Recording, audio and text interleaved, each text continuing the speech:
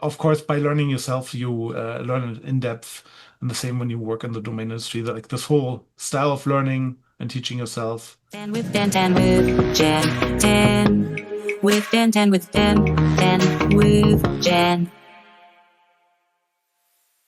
Frank Michlick, welcome to 10 with Jen, where I ask 10 out of 10s like yourself 10 questions in around 10 minutes to get to know you in a fun way. First of all, thank you for having me here. I mean, I'm honored to attend.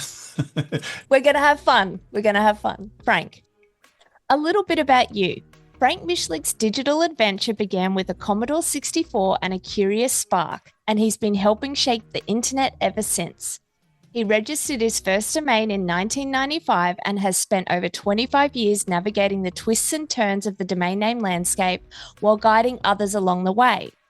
Today, he brings his magic to Taku by GMO, a new registrar and marketplace to make domain ownership and trading more accessible. Frank blends deep industry know-how with a love for tech's past, present, and future. Based in Montreal, he's also a passionate photographer, vintage tech enthusiast, and a familiar smile at domain events around the world. How are you, Frankie? Well, that was a nice intro. Now I feel a lot better already, so that's a good start. Are you ready for your 10 with Jen? As ready as I'll ever be, I guess. Bagels or poutine? Oh, wow. Well, bagels, but I don't actually eat poutine that often, so. What do you have on your bagels? Bagels usually maybe some cream cheese, maybe some jam. I don't really do the salmon thing that others do on there either. I'm picky. Take us back to 1995 when you registered your first domain name. Do you remember what it was and what was the process like in those early days? Yeah, so I know it took me quite a while to figure out what I needed to do. Like, so we came up with company name for we wanted to do something on the internet with like 5 people together basically. And so the name was Cyber Team, which is today fitting again. Cyber came back, the term. So cyberteam.com was the domain. And well, since I know the timing, I know we registered it through Network Solutions, so that's kind of easy to figure out. I don't know. I don't think I had a credit card around that time, so you register it first with the email template, and then you would get the letter in the mail for it. I do not have the letter anymore. I know some people kept their early registration letters. Unfortunately, I didn't. Oh, wow. And then you would have to pay somehow, and I'm not quite sure how I did that part, and I'm not sure on the price either, because 1995, like, there was a time when it should have been $70 and you would have gotten 2 years. I'm not sure if this was exactly that time or not. I just kind of remember that. But yeah, it was wild. And then I had to figure out what this whole DNS thing was that was connected to that. Favorite book? That's Hitchhiker's Guide to the Galaxy by Douglas Adams. Definitely one of the most fun writing styles, and maybe not all the books are that fun in the end in total, but just so many weird and quirky stuff in there in nice playful ways, worked with the language. I definitely enjoy that, and I also kind of always expect everybody in technology having read it as well, which sometimes I'm disappointed by that expectation because it doesn't seem to apply. Like, some people don't know why 42 is the answer to the universe and everything and life and everything and the rest, and why that is not the actual question, but the question is what the question is. From registrars to registries to ICANN and beyond. What's your take on where the industry stands today, and where do you think it's headed next? I think like the next round of GTLDs is also going to play an important role, because we also have a lot of new players kind of entering the game from the Web3 world, from the digital or from the blockchain domains world. And it will be interesting to see how those worlds collide in one way, but also work together. So I think that's going to be very interesting to watch, and will also give domains potentially more importance because more people are behind it and involved in it, and there's more money being thrown at it to keep domains important and be able to sell domains and work with domains and use domains.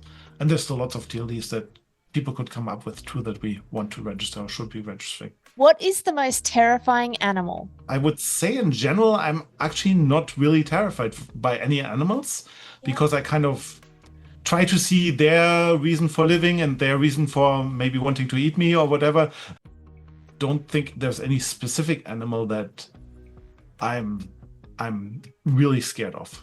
From rooftops to mansions, you've attended some iconic sponsor events over the years.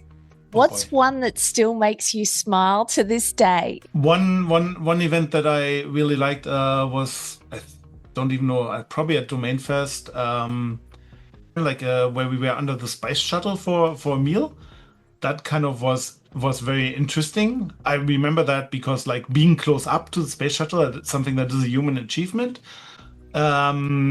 That felt really interesting, and it's also scary if you look at it, how this thing could actually go to space when you look at those heat protection tiles and so on, like at the technical details. I guess that's in my nature to kind of dive into those. But I thought it was very interesting. It wasn't maybe like the most spectacular one, and but yeah, to me, this is one that I like to remember. You once said that you probably wouldn't be doing what you do today if it weren't for the Commodore 64. What was it about that machine that captured your imagination and shaped your path? And do you still own one today? One. Oh Just no! I mean, the parts are harder and harder to get, so you have to have multiple ones, right? So, yes. So, I think teaching yourself technology was kind of important, like because when I got the Commodore 64, I knew fairly quickly what I wanted to do because I saw it on the computer, but I didn't know how to do it. So it was a lot about teaching yourself, and you could also, if the computer wouldn't work, you could take a soldering iron and kind of figure out what you needed to do to repair things yourself. At least once there was a community that kind of was there. Initially, there wasn't even in German, at least there weren't any books about programming, how to do all of this stuff, and BASIC was the most obvious programming language. There was some explanation for that, but it was too basic to do the things that I kind of wanted to do. So I think that's for me where this whole interest in technology amplified and started. I mean, I started doing stuff on the Commodore 64, but before I even had one myself. So on friends and neighbors, they were playing games, but I was very interested in like the intros to the games that showed like effects and stuff like that from the groups that removed the copy protection and stuff like that. That was way more interesting than the game itself to me. What's the best photo you've ever taken, and is it hanging on your wall right now? So there's actually not that many photos that I took here. There's some from Costa Rica, one from Holland. Yeah, most of them are from Costa Rica, actually. Interesting enough. I don't know. I don't print enough photos, that's for sure. And the best photo that I took was on film, actually. I do not know if I have the original. I do have a print of it someplace, but that's probably bleached out. It's not hanging up for that very reason, I guess, so it would be more damaged. Is it's an open air stage in someplace in Germany in the woods that was set up for Don Quixote, I think, for the play. And you see like the castle and rocks and fog. There was fog in the picture, so it looked great together. That's one of my favorite pictures for sure. You're stranded on an island with the Sherpas. Who would you eat first? So here we go. I would hope to be able to pool together our resources, and maybe everybody would be able to donate body parts equally, and we do a round robin thing or something like that. So it's self-sacrifice now. Something like that, yeah. What is one insight life has taught you that most people realize too late? One thing that kind of comes back as being more important than one thinks is kind of having an open mind and viewing other people's point of views, and also letting them keep their own point of view as long as it doesn't harm others to a degree.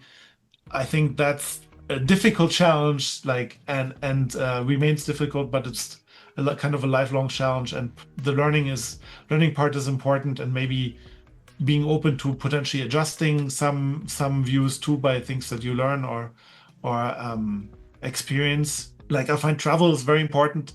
I think I would encourage everybody to travel around the world to learn more about other cultures, other views, other people. Now with the people that I'm working with, I'm gonna likely be going to Japan too.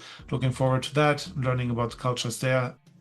It's broadening the horizon, and I think everybody kind of should try and want to broaden their horizon, even though some people are happy and limited in their bubble. But I do think it's important, and together with lifelong learning, being able to take in different information and adjust it as much as you can. Frank, so long, and thanks for all the fish. You've now been 10 with Jen.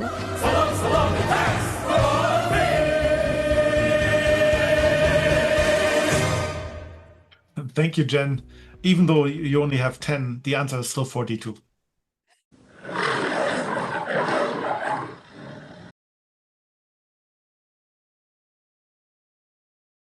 Kind of there were cool things in the beginning, like somebody who monitored the zone files already back then, and he would mail around, had an automatic mail each day with all the newly registered domains. Not just for, I mean, I didn't know nothing about domain investing and what was coming, and of course there were lots of great domains still available at the time that I didn't register. That's maybe the other side to think about, but it was a lot of fun to kind of follow all the evolving and the growing of the internet kind of from the sidelines a bit, and later on from in the domain industry itself when I started working there even more.